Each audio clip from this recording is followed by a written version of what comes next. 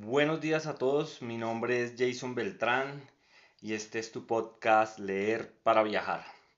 Un cordial saludo a todos mis seguidores y continuamos con nuestra lectura del libro La isla misteriosa de Julio Verne, capítulo 1, parte 15. Esta parte se titula Se convierten en metalúrgicos. Al día siguiente, 17 de abril, las primeras palabras del marino fueron para preguntar a Gedeon Sleep, ¿y bien? ¿Qué vamos a hacer hoy? Lo que quiera, el señor Ciro, contestó el corresponsal. Los compañeros del ingeniero habían sido hasta entonces alfareros y en adelante iban a ser metalúrgicos. La víspera, después del almuerzo, se había llevado a cabo la exploración hasta la punta del Cabo Mandíbula, distante unas 7 millas de las chimeneas. Allí concluía la extraña serie de dunas y el suelo tomaba un aspecto volcánico. No se veían altas murallas como en la meseta de la Gran Vista, sino un bordado extraño y caprichoso, que formaba el marco de aquel estrecho golfo comprendido entre dos cabos y el compuesto de materiales minerales vomitaban por el volcán.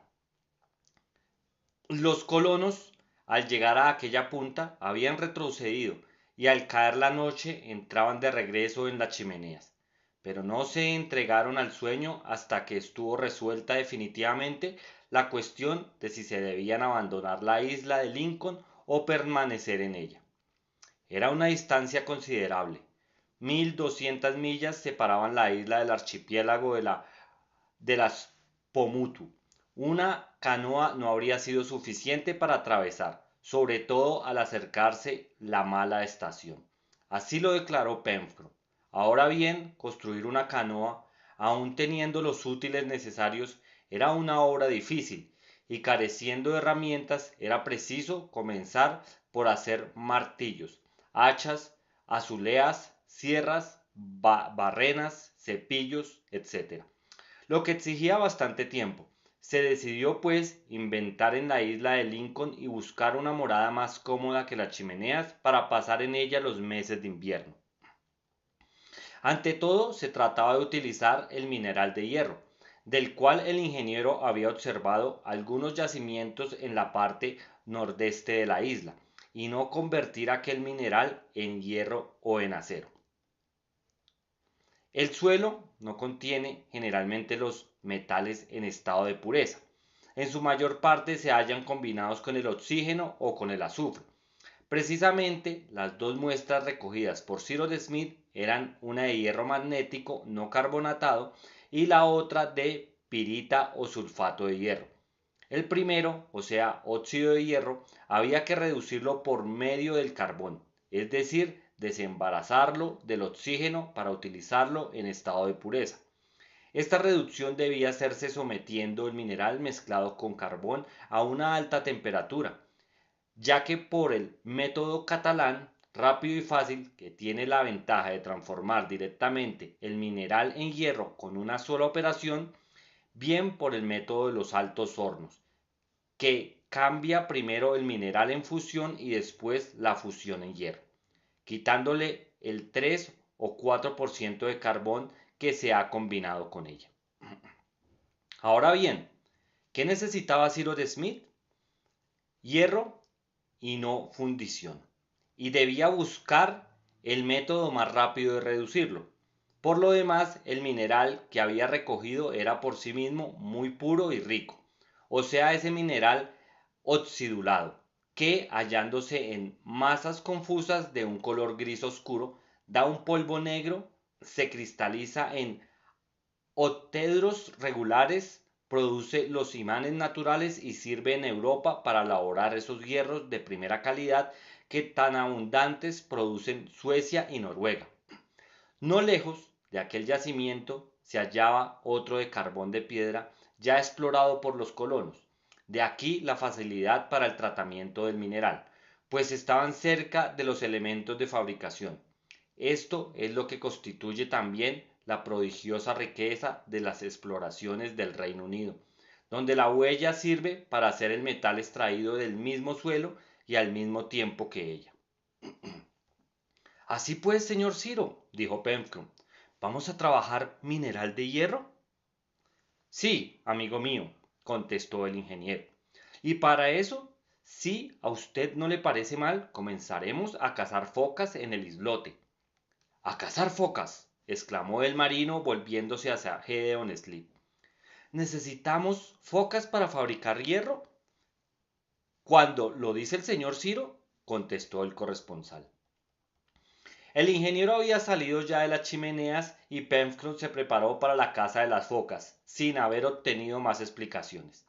En breve, Cyrus Smith, Gédéon Spilett, Hilbert y Nab, y también el marinero, se hallaron reunidos en la playa en el punto en que el canal dejaba un estrecho paso vadeable en la baja marea. La marea estaba en lo más bajo del reflujo, y los cazadores pudieron atravesar el canal sin mojarse por encima de las rodillas. Cyrus Smith ponía por primera vez el pie en el islote, y sus compañeros por la segunda, pues allí el globo los había arrojado. Al desembarcar, algunos centenares de pájaros bobos les dijeron sus cándidas miradas. Los colonos, armados de garrotes, habrían podido exterminarlos fácilmente, pero no pensaron en entregarse a aquella matanza doblemente inútil, porque importaba no asustar a los anfibios echados sobre la arena a poca distancia. Respetaron también varios somúrgujos muy inocentes, cuyas alas reducidas a muñones se achataban en forma de aleta guarnecidas de plumas de apariencia escamosa. Los colonos se adelantaron con prudencia hasta la punta norte, marchando por un suelo acribillados de hoyos, que formaban otros tantos nidos de aves acuáticas. Hacia el extremo del islote aparecían grandes puntos negros, que nadaban a flor de agua, semejantes a puntas de escollo en movimientos. Eran los anfibios que se trataba de capturar. Había que cazarlos en tierra, porque las focas, con su vientre estrecho, su pelo corto y apretado, su figura fusiforme y su disposición excelente para nadar, son difíciles de pescar en el mar, mientras que en el suelo sus pies cortos y palmeados no les permiten sin un movimiento de reptil muy pesado. Pencroff conocía las costumbres de estos anfibios y aconsejó esperar a que se hubieran tendido en la arena a los rayos del sol, que no tardarían en hacerles dormir profundamente.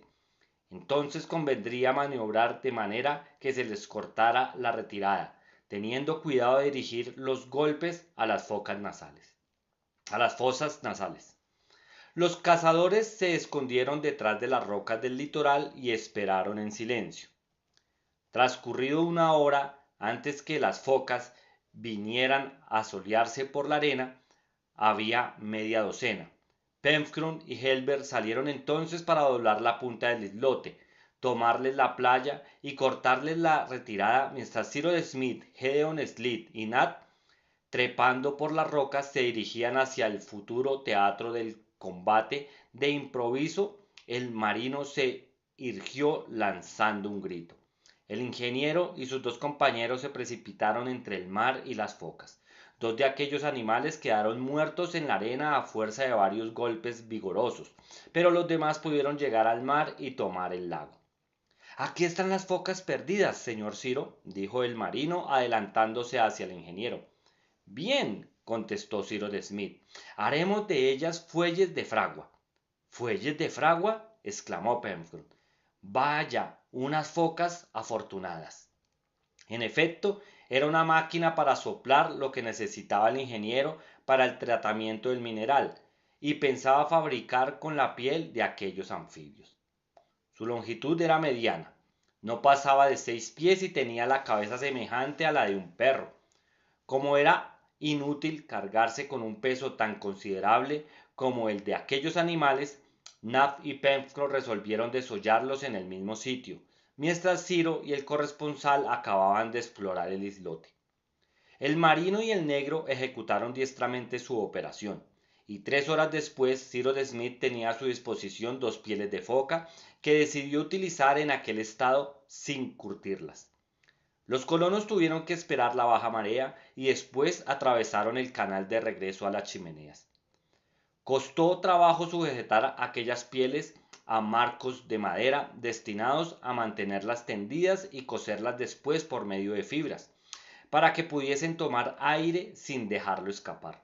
Hubo que realizar la operación muchas veces. Cyrus Smith no tenía a su disposición más que las 2 hojas de acero procedentes del collar de Top, y sin embargo fue tan diestro y sus compañeros le ayudaron con tanta inteligencia que 3 días después los útiles de la pequeña colonia se habían aumentado con un gran fuelle destinado a inyectar el aire en el mineral, cuando fuese tratado por el calor, condición indispensable para el buen éxito de la operación.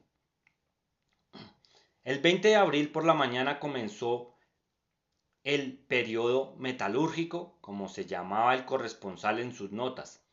El ingeniero, como hemos dicho, estaba decidido a operar en el yacimiento mismo del carbón y del mineral. Ahora bien, según sus observaciones, estos dos yacimientos estaban situados al pie de los contrafuertes del noroeste del monte Franklin, es decir, a una distancia de 6 millas. Por consiguiente, no había que pensar en volver todos los días a las chimeneas, y se convirtió en que la colonia acamparía bajo una choza de ramas de árbol a fin de seguir noche y día la importante operación. Aprobado el proyecto, se pusieron en marcha al rayar el día. Knapf y Pencroff llevaban en una parihuelas el fuelle y cierta cantidad de provisiones vegetales y animales, que además podían renovarse por el camino. Entraron por los bosques del jacamar, atravesándolos oblicuamente del sudoeste al noroeste y en su parte más espesa. Hubo que abrir una senda, que debía formar en adelante la arteria más interesante entre la meseta de la Gran Vista y el monte Franklin. Los árboles pertenecientes a las especies ya conocidas eran magníficos. Helber señaló otros nuevos, entre ellos varios dragos que Pencroff calificó de puerros presuntuosos, porque a pesar de su altura eran de la misma familia de las liliaceas, a las que pertenecen la cebolla, la cebolleta y el chalote y el espárrago. Como estos dragos podían dar raíces lechosas que, cocidas, son excelentes y sometidas a cierta fermentación producen un licor muy agradable, hicieron bastante provisión de ellos. El camino a través del bosque fue largo y duro el día entero, pero permitió a los exploradores observar la fauna y la flora. Top, encargado especialmente de la fauna, corría entre las hierbas y la espesura levantando indistintamente toda especie de caza. Halbert y Gedeon Spilett mataron 2 canguros a flechazos y además un animal que se parecía mucho a un erizo y a un oso hormiguero, al que primero porque se hacía bola y erizaba sus púas, y al segundo porque tenía uñas cavadoras, un hocico largo y delgado que terminaba en pico de ave, y una lengua extensible guarnecida de espinas, que le servía para sujetar los insectos. ¿Y a qué se parecerá cuando esté en la olla?, preguntó Pencroff con soma. A excelente carne de vaca, contestó Helber. No podemos pedirle más, añadió el marinero. Durante esta excursión vieron algunos jabalíes, que no trataron de atacar la caravana, y no parecía que debieran temerles al encuentro de fieras en una espesura, cuando de improviso el corresponsal creyó ver a pocos pasos, entre las ramas de un árbol, un animal parecido a un oso, y se puso a copiarlo tranquilamente a lápiz. Por fortuna para Spilett, el animal no pertenecía a esta temible familia de los platigrados, era tan solo un koala, más conocido por el nombre de perezoso, que tenía el tamaño de un perro grande, el pelo erizado y de color pardo sucio, y las patas armadas de fuertes garras, lo que le permitía trepar a los árboles para alimentarse de hojas, Averiguada la identidad del animal, al cual no se trató de molestar en su ocupación, Gedeon Slit borró la palabra oso del pie de su apunte, puso en su lugar koala y continuó su camino. A las 5 de la tarde, Cyrus Smith daba la seña de alto. Se encontraban fuera del bosque, al pie de aquellos poderosos contrafuertes que apuntaban el monte Franklin hacia el este. A pocos centenares de pasos corría el arroyo rojo y por consiguiente el agua potable no estaba lejos. Organizó inmediatamente el campamento y en menos de una hora, al extremo del bosque, entre los árboles, se levantó una cabaña de ramas mezcladas de bejucos y recubiertas de tierras gredosas, que ofrecían un abrigo suficiente. Dejaron para el día siguiente las investigaciones geológicas. Se preparó la cena, se encendió un buen fuego delante de la cabaña, se dio vuelta al asador, y a las 8, mientras uno de los colonos velaba para alimentar la hoguera por si algún animal peligroso vagaba por los alrededores, los demás dormían con sueño tranquilo. Al día siguiente, 24 de abril, Cyrus Smith, acompañado de Helbert, fue a buscar los terrenos de formación antigua, donde había ya encontrado muestras de mineral. Halló el yacimiento a flor de tierra, casi en la fuente misma del arroyo, al pie de la base lateral de uno de los contrafuertes del noroeste. Aquel mineral muy rico en hierro, contenido en su ganga fusible, convenía perfectamente al método de reducción que el ingeniero pensaba emplear, es decir, el método catalán, pero simplificado como se usa en Córcega. En efecto, el método catalán, propiamente dicho, exige la construcción de hornos y crisoles, en los cuales el mineral y el carbón, colocados en capas alternas, se transformen y reduzcan. Pero Cyrus Smith quería economizar hornos y crisoles y formar con el mineral y el carbón una masa cúbica, al centro de la cual se dirigía el viento de su fuelle. Este era sin duda el procedimiento que empleaba Tubal-Cain y los primeros metalúrgicos del mundo habitado. Ahora bien, lo que había dado buenos resultados a los nietos de Adán y los daba todavía en los países ricos en mineral y en combustible, no podía menos de darlo en las circunstancias en que se encontraban los colonos de la isla de Lincoln. Se recogió también la hulla, como el mineral sin trabajo y casi en superficie. Primeramente, se rompió el mineral en pequeños trozos, quitándole con la mano las impurezas que machacaban su superficie. Después, con el carbón y el mineral formaron un montón de capas sucesivas y alternas, como hace el carbonero con la leña que quiere carbonizar. De esta manera, bajo la influencia del aire proyectado por el fuelle, debía el carbón transformarse primero en ácido carbónico y después en óxido de carbono, encargado de reducir en óxido de hierro, o lo que es lo mismo, de desprender el hierro del oxígeno. Así pues, el ingeniero procedió a la operación. El fuelle de pie de foca, provisto en su extremo de un tubo de tierra refractaria fabricado antes en el horno de la vajilla, fue colocado encima del montón de mineral, movido por un mecanismo cuyos órganos consistían en bastidores, cuerdas de fibra y contrapesos.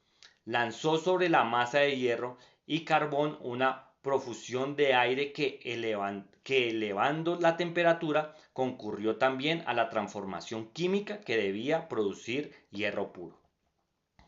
La operación fue difícil. Necesitó toda la paciencia y todo el ingenio de los colonos para llevarla a un buen término, pero salió bien y el resultado definitivo fue una masa de hierro reducida al estado de esponja, que fue preciso cimbrar y machacar, es decir, forjar para quitarle la ganga líquida que contenía.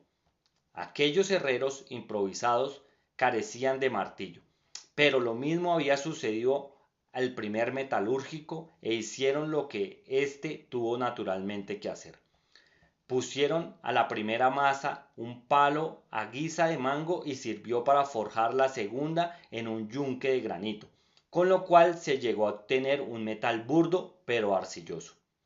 Al fin, después de muchos esfuerzos y fatiga, el 25 de abril se había forjado varias barras de hierro, que se transformaron en herramientas, pinzas, tenazas, picos, asadones, etc., que Penkroff y Knapp declararon ser verdaderas joyas. Pero aquel metal no podía prestar grandes servicios en estado de hierro puro, sino principalmente en estado de acero. El acero es una combinación de hierro y carbón, que se saca o de la fundición quitando a esta el exceso de carbón o de hierro añadiendo a este el carbón que le falta. El primero, obtenido por la descarburación en la fundición, da el acero natural o refinado. El segundo, producido por la carburización de hierro, da el acero de cementación. Este último era el que buscaba Cyrus Smith con preferencia, puesto que poseía el hierro en estado puro y consiguió fabricarlo calentando el metal con carbón en polvo, en un crisol hecho de tierra refractaria. Después, dado que el acero así elaborado es maleable tanto en caliente como en frío, pudo ser trabajado mediante el martillo. Knapp y Penkroff, hábilmente dirigidos, hicieron hierro de hachas, los cuales, calentados hasta el rojo y sumergidos después inmediatamente en agua fría, adquirieron excelente temple. De aquella fragua salieron otros instrumentos burdamente fabricados, como puede suponerse hojas de cepillo de carpintero, hachas, azuleas, láminas de acero que debían transformarse en sierras, escoplos, asadones, palas, picos, martillos, clavos, etc. El 5 de mayo, terminado el primer periodo metalúrgico, los herreros volvían a las chimeneas. Nuevas tareas iban a autorizarles en breve a tomar una nueva calificación. Bueno amigos, gracias por escucharme. Hasta aquí llegó esta parte del capítulo 1. Como siempre, pues más adelante continuaremos con nuestra lectura. Gracias.